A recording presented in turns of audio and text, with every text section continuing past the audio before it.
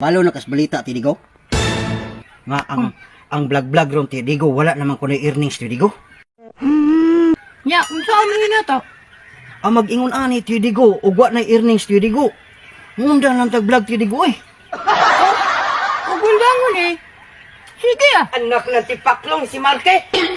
Paundangon mahinong ko aning vlog. Sa unang di ko mo-intra. Nangsam ka tay? Intrahon. Unsam ka? Paundangon man kong Marte. Kay ang atong vlog wa na kunoy earnings. Ana mo na kung ingon nimo ti Digo. Kana lagi ko ba lagi? Wa man lagi mohunong anong vlog nila.